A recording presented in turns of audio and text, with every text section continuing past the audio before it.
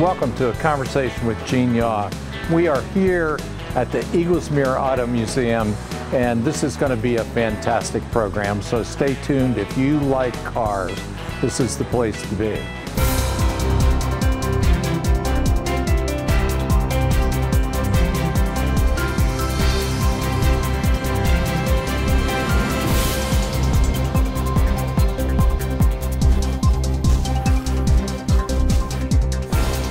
I'm being joined by Bob Heisman, who's the, assistant manager, global manager, good title, yes. Whatever, of this facility. Just explain what we have here. I mean, Eaglesmere Auto Museum is in the middle of Sullivan County, one of the smallest counties in the state. And from what I see here, this is a fantastic facility.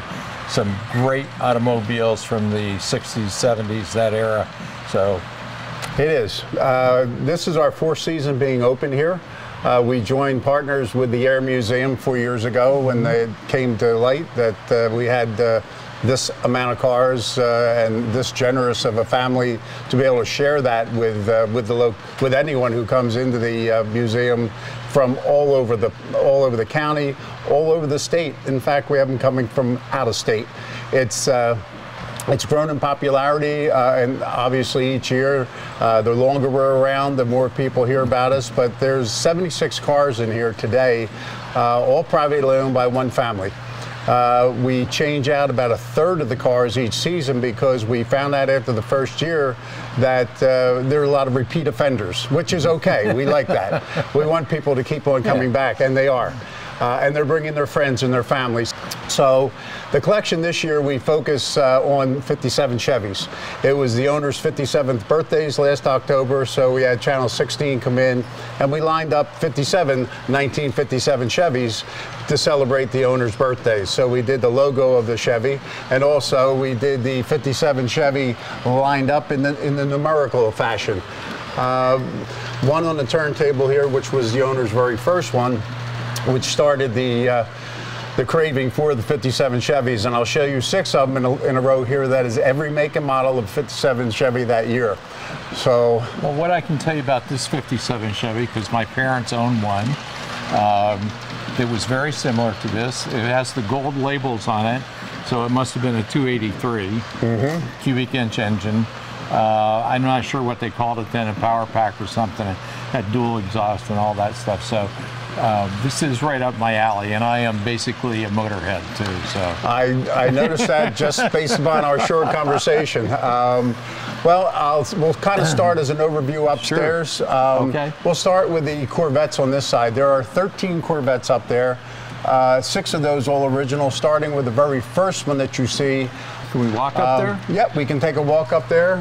What year is this? This is a 1956. This is one of the original ones that I told you about that was called Venetian Red.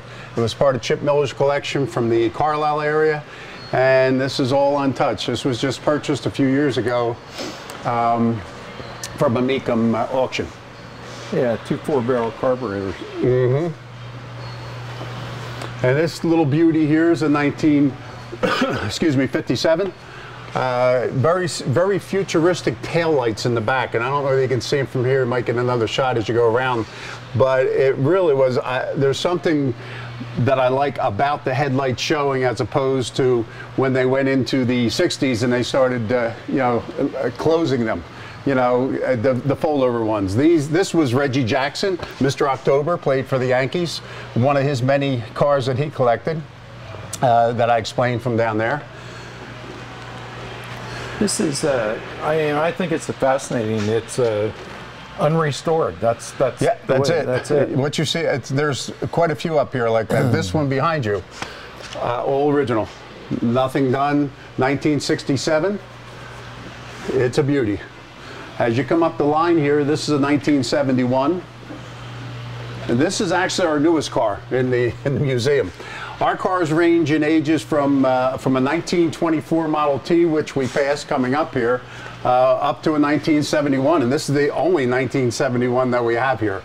But the family is truly muscle car collectors from the 1950s and 60s.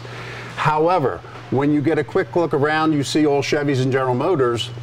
And up here, we're obviously entrenched in nothing but Chevys, but there are 29 cars prior to 1940 in this museum today that we're walking around. Even though it doesn't look that way, I'm going to take you downstairs and show you some hot rods that were from the early 30s.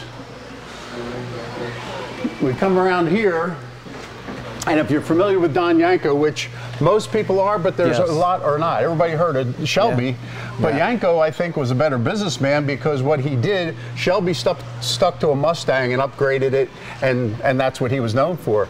But Yanko, he did it with any Chevy, including a Corvair, which we don't have here, which we get a lot of requests for. But we have a Camaro, a Chevelle, and a Nova that are all Yankos along this run here. He was basically an engine builder, right? Yes, and a race car driver initially, But he would put the 427s in these, and then obviously, if you've seen Mecum auctions and Barrett Jackson, the price between Shelby's and Yankos because of that is at least $25,000 more in a resale because it has their names behind it. Yeah. Actually, as we walk along here, you'll notice there's one common theme, and that common theme is we're celebrating the Super Bowl winners for this year. You notice every car is green. I see that. Except one brown one. Of course, that represents how the Patriots felt when they lost, I'm sure. In this corner here, we have a 1970 Chevelle SS, and it is only one of 18 made that year. It's a ragtop with a 450 horsepower engine in it.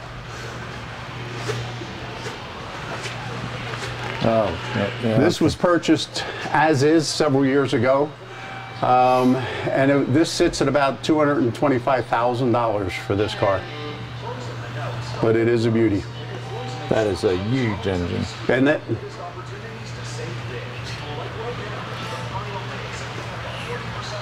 Yeah, it's interesting how technology has changed, though. At 454 cubic inches, put out 450 horsepower. Now, out of a 5-liter, you get 450 horsepower. And look how much room there still is to work on them. Yeah. That's how times have changed. And here you can tell the difference between the cars of yesteryear as opposed to nowadays, that they all blend in, look the same. But they don't even keep the same model numbers or model names anymore. They change those off so frequently. These cars and the engines, what about like this 427? I mean, we want people to see what it looks like out of there, just how big it really isn't. I mean, it fits into a space that still has room to get in there and do some work on them. But we did some things that folks don't generally get a chance to see. Yeah, I think that most people don't realize that what an engine looks like out of a car. No, because realistically it does look kind of smaller until you figure out how you're going to fit it into that tight space. But when they put it in there, you can see that there's still plenty of room in there to do the work, as opposed to nowadays with all the electronics and computers. It was a simpler time. All the emissions controls and everything. Which all goes with the price of the cars. I'm going to take you around now to some of our older, more stately vehicles. I think one of the most stately vehicles that we're going to come down to is the Packard, which is by far the most elegant car, I think, in here. That was certainly a time period where Packard's demise was the fact that they stuck to their standards. They wouldn't lower their standards. And they and Studebaker went down together for the same reasons. I didn't notice this the first time. I remember these things. Yes, in fact, you hang them on your window and then forget and drive out. Exactly. We also have heaters that go along with those downstairs. Sometimes in the colder regions, I grew up in Philadelphia, and they would have the drive-ins open all year long. But you know, up in this area, sometimes they close down in the winter, but they put heaters in there. This garage here came from it was a local business that closed up when the husband passed away years ago. And he came out of the military and bought this. It was Ned Fox, a local guy from Tivoli area. And he bought this garage and he had it set up. So we found out that it was closed. We went down and took pictures of how the garage was set up, and they came here and repurposed everything and set it up just as though you were in his garage back in the day. So let's take a look in here a minute, if you would. It was the days of going in, just like going in for a haircut. You'd go into a garage and you'd sit here and talk to them while they're working on your car. There were no issues with any type of somebody getting hurt or somebody seeing something they shouldn't. But this is set up just how he had it set up, you know, back in the 50s, 60s, and into the 70s when he had his business.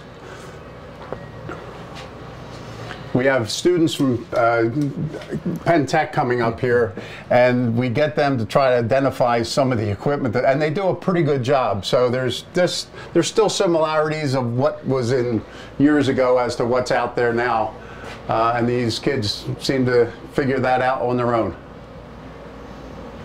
This would be a 53 Chevy truck.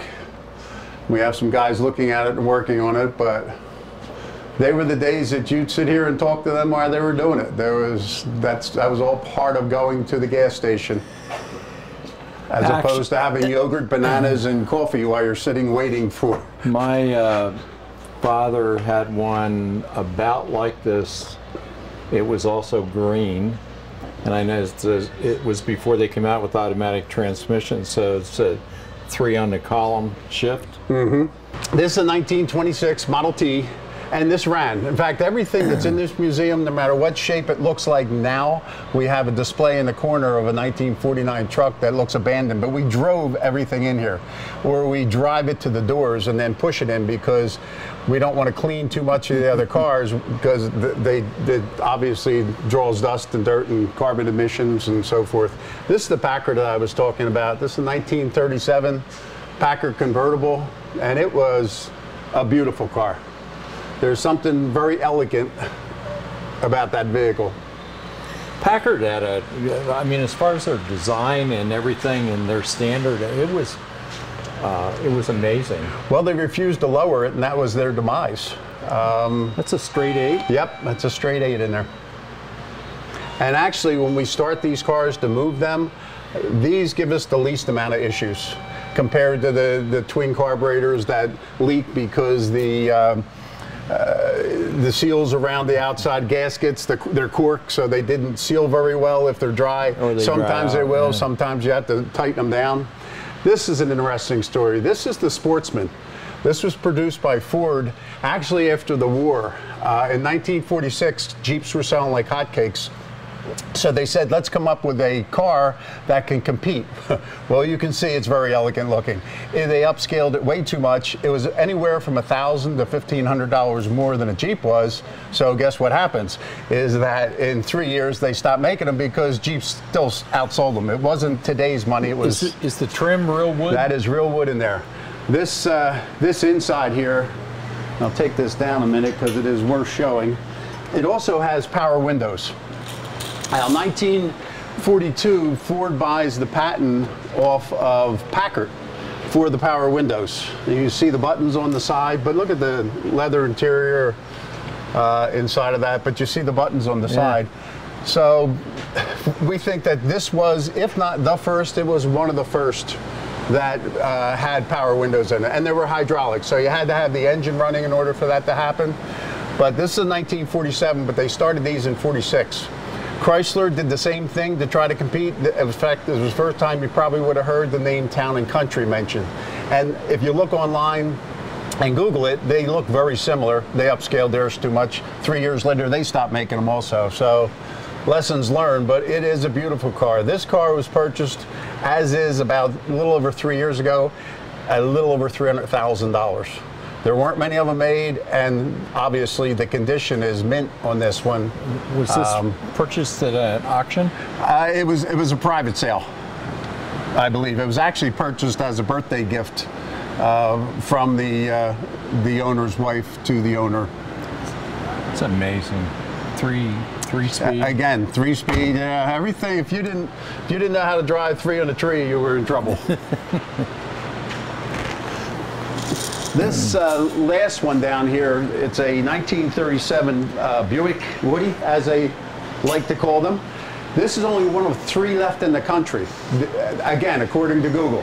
The other 2 are in other museums. There are other 37 Buicks out there, but none that are Woody wagons. This is one of the 3. But again, another... It's actually wood inside also. Yes, on the door. You can open the door. On the door frames inside, let's take the chain down and maybe get a shot of that inside, because it is beautiful inside. Step on that.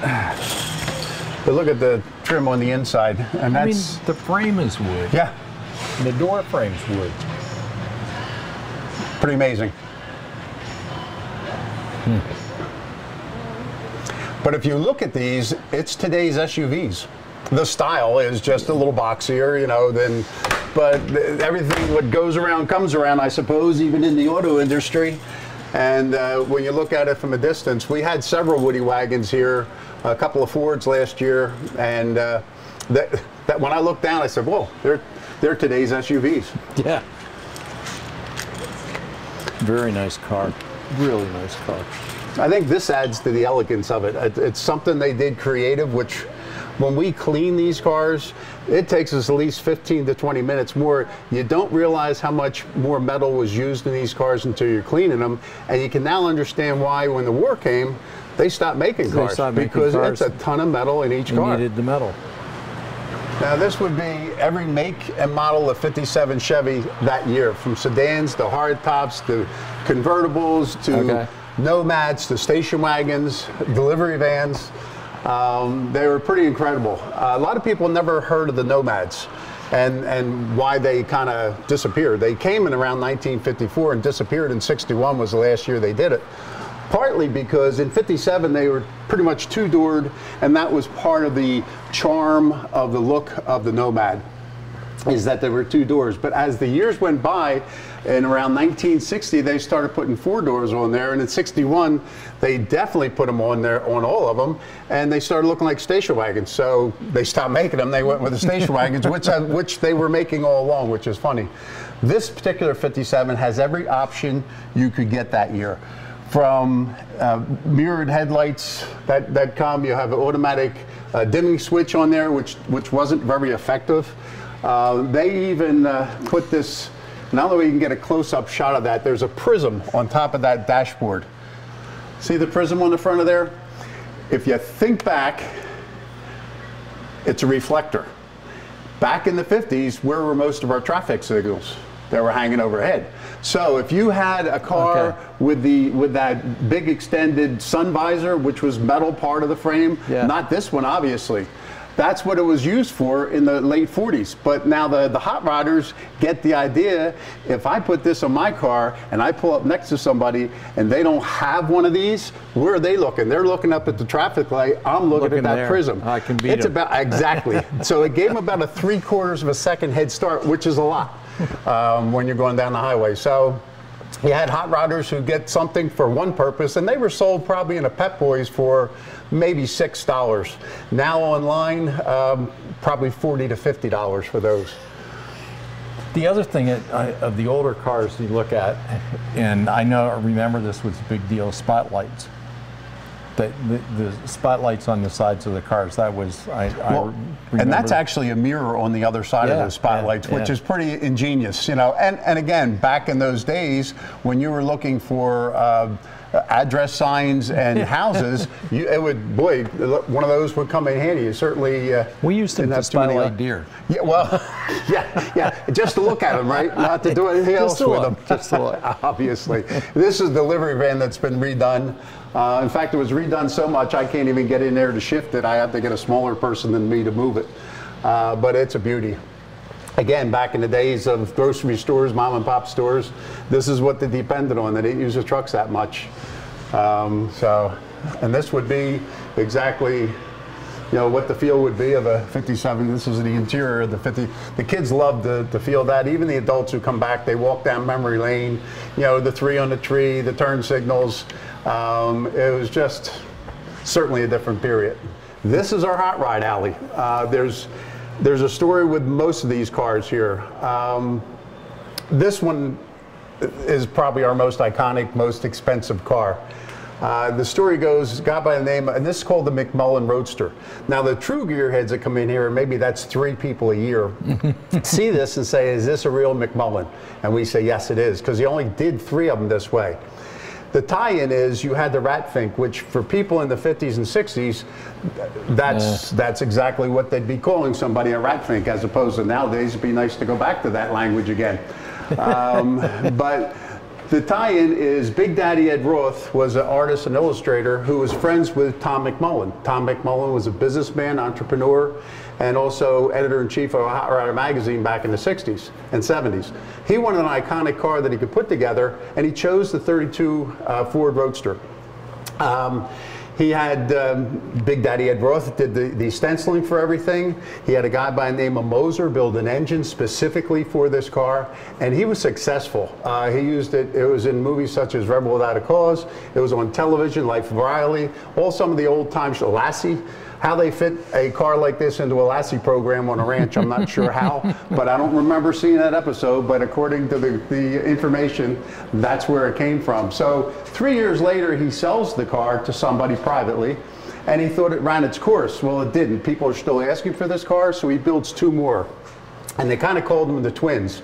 They were identical to this. You would never be able to tell the difference. They put an engine in it, a Moser engine in it, but part of the parts were fiberglass instead of metal, so it cut down on the cost of doing it. Anyhow, the family who owns this business buys this car in the late 80s for about $250,000. That's how iconic this was. And then within a 6 to 7 year period after they buy this car, some bad things happen. Moser, who builds the engines, builds 4 of them, and he's killed in an auto accident. The original car, all made out of metal with one of Moser's engines in it, destroyed in an unrelated auto accident. And then McMullen, who started this all off, is killed in a private plane crash in the mid-90s. So for 30 years, nobody knew where the twin to this car was. It shows up 5 years ago at a Mecum auction from a private sale, and it brought in $700,000. Wow. It's a fascinating story to go online to read about McMullen. He was a playboy and an entrepreneur, just pretty much what he was advertised to be. This was and still is a pretty iconic car, which again, that was 5 years ago at $700,000. This is the kind of car that the value will still go up as time goes on. You said the original, or the owners here bought it for $300,000 or something? They bought it for $250,000. $250,000, yes. And then the last one and that was in '88 for $700,000. And the last one, yes, and the twin to this one just sold 5 years ago. So somebody put it up to that in California, up to $700,000. We only assume the engine itself, because there were only 4 of them to begin with before Moser met his demise in an accident. And one of the engines, the first one he put together, was in the original car that was destroyed in an accident. So we know there's at least maybe only 3 of these left, maybe just 2. The one that's out in California and this one. There is another engine in there. Originally this was purchased twice by 2 different folks before the owners bought it. They wanted to ride around the streets of Pennsylvania and the streets of Maryland. But because we had fender laws back then, you couldn't do that. So they sold it pretty quickly. And we ended up with it, which was really great. What other interesting ones? That's really interesting. Well, I'll tell you the interesting one. We can backtrack around. Well, we can walk around this way. I'll just talk about a couple things that are going on here. You notice in all our gas tanks we have dates on them as to when they were. We try to keep the price accurate to that time.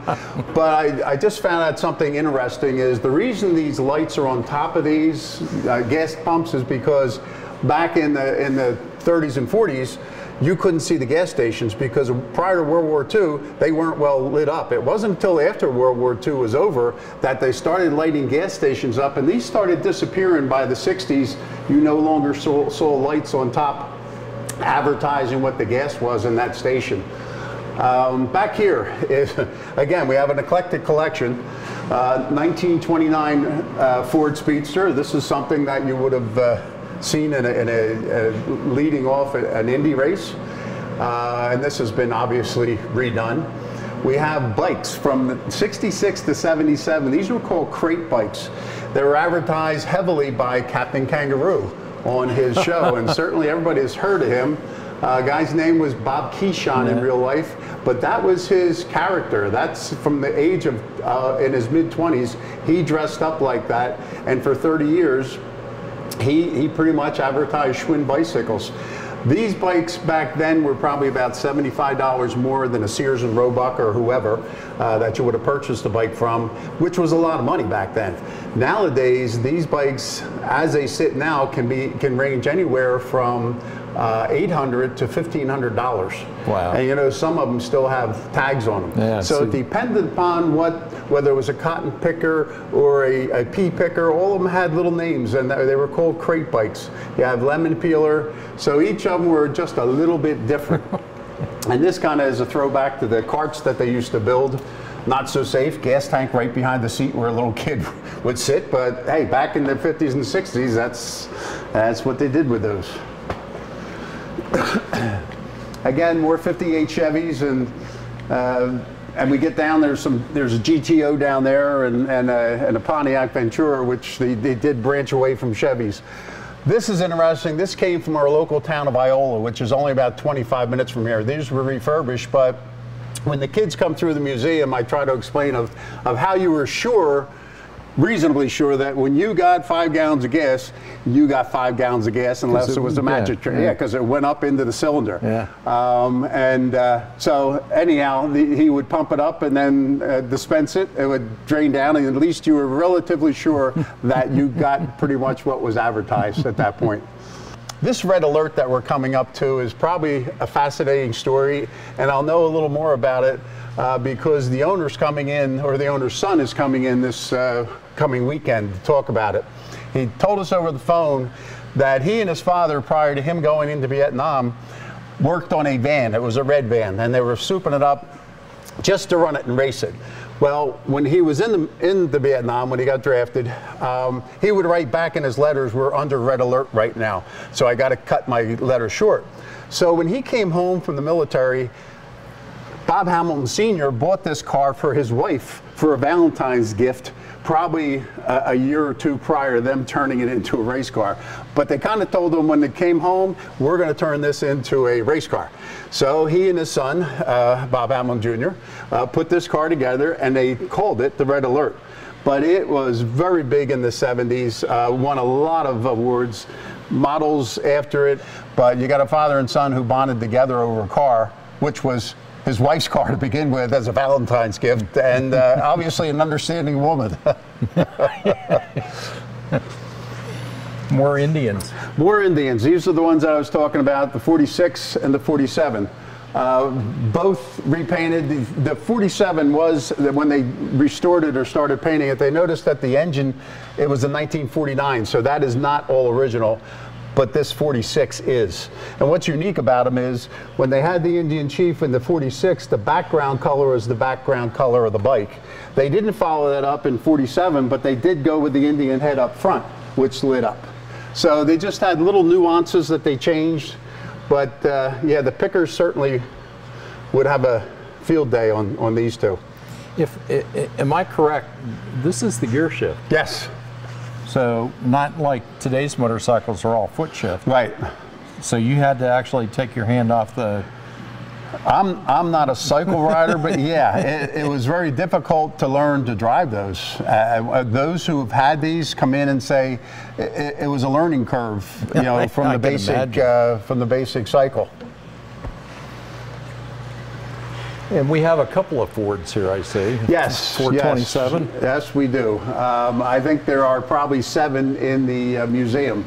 And out of all the cars he has, the family has, they have only 2 Mopars. And it's a shame. One of them happens to be here. It's that 41 Plymouth right in front of us here. Its claim to fame is the second owner of it was trying to cross the Millersburg ferry, and he put it in gear when he stopped to get on and got out of the car and forgot to put the emergency brake on. Well, in the 40s, those cars would stop and then they'd lurch forward, and it lurched forward right in the water. Supposedly, they drained it out, drained the fluids out, and took off on it. And it still smells like the Susquehanna River in there. But it was a time period where the car upholstery was that horsehair. Yeah. I know you're young. You're too young to remember. I remember sitting on my grandmother's lap, who had one of those chairs. I always thought it was my grandmother I wanted to get away from. It was the chair. I've apologized for years. Anyhow. That pretty much gives you a general overview. We are open on weekends only, okay. Except if you want a special tour with a large group of folks who want to come in, or if you want to do any type of videos or television shows, we obviously accommodate anyone. But Saturday and Sunday from 11 to 4, from mid-May until mid-October. Well, Bob, I want to thank you for the tour. It's been really interesting, and from the Eaglesmere Auto Museum and here in Eaglesmere, in the middle of Sullivan County. This is a fascinating collection. The quality of the items here are just, I mean, it's amazing to me, and it is. Looking at it, and I'm sure that other people will be very, very interested in seeing what you have here. Well, it's a fun place to work, and again, I work for the family who are very good to me. I'm trying to get adopted by them, but they tell me I'm too old. Well, you need to show more enthusiasm. I'm trying. After 4 years, I'm just not using the right words. Thank you. Thank you so much for coming.